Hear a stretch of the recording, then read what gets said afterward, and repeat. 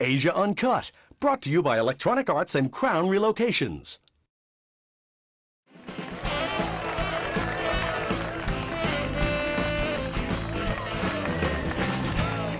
My next guest is one of the world's most celebrated and loved chefs. He has one of the best jobs in the world. Travel through Italy, cook, eat, drink with Italians, and he's even managed to turn it into his own television program. Please welcome the star of the hit series David Rocco's Dolce Vita, the man himself, David Rocco.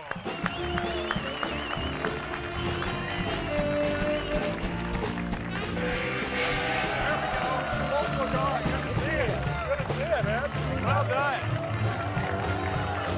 Woo! I like that, David Rocco. You are a thin man. Can you trust a thin chef?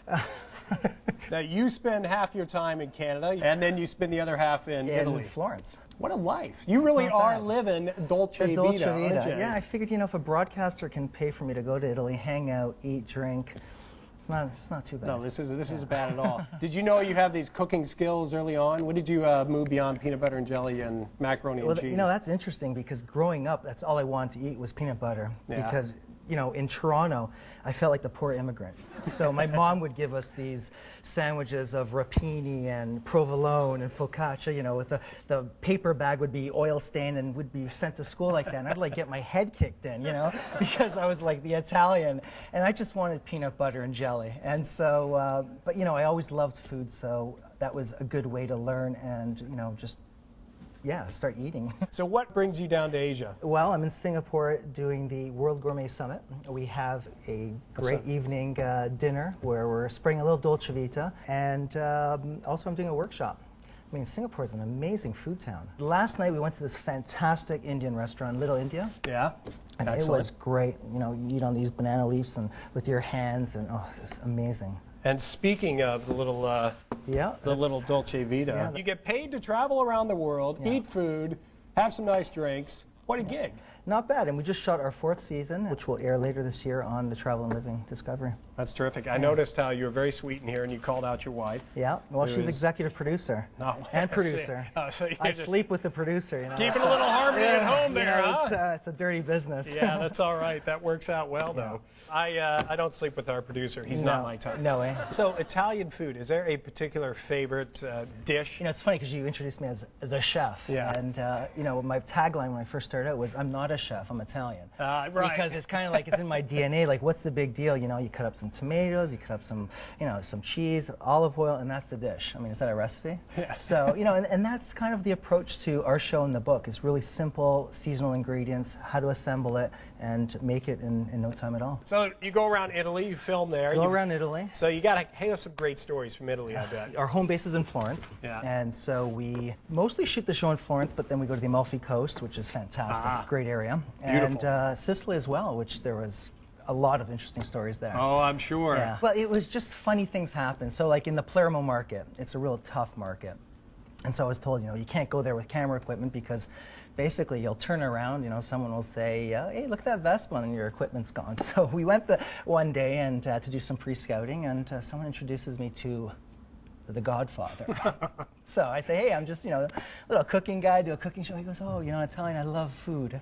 You know, the guy's like 900 pounds. And I'm like, yeah, I love food.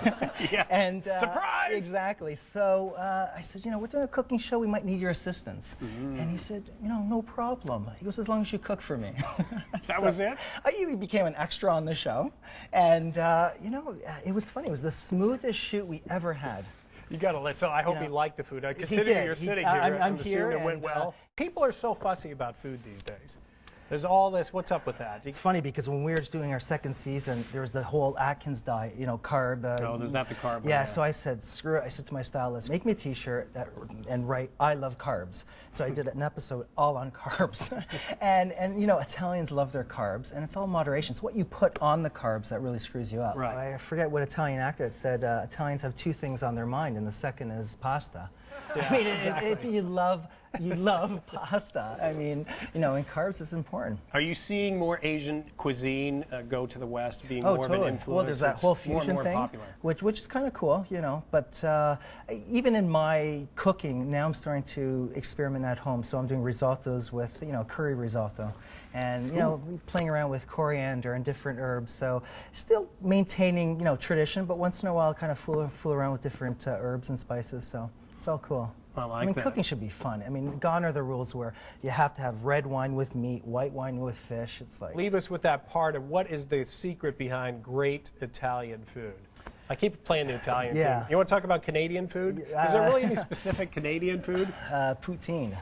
It's French fries with cheese and gravy, and it's really good, but you feel disgusting after you eat it. Mounties, that just loads up the maple leaves. Yeah, exactly. But no, what's Canadian food?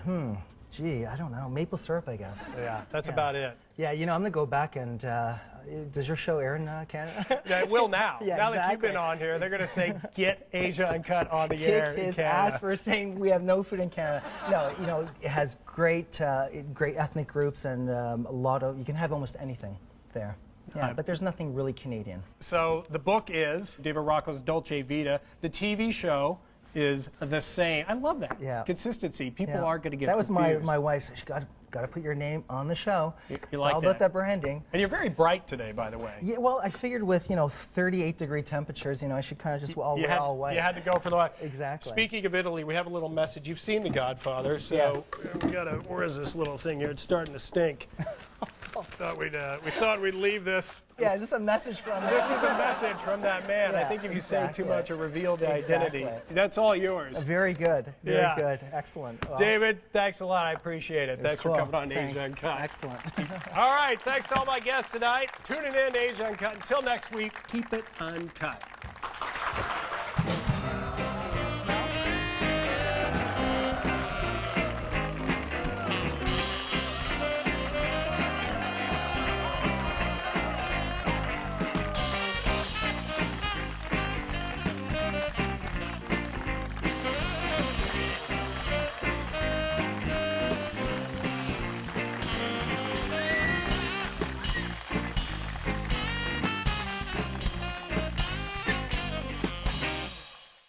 Hey, if you like your Asia Uncut, visit here.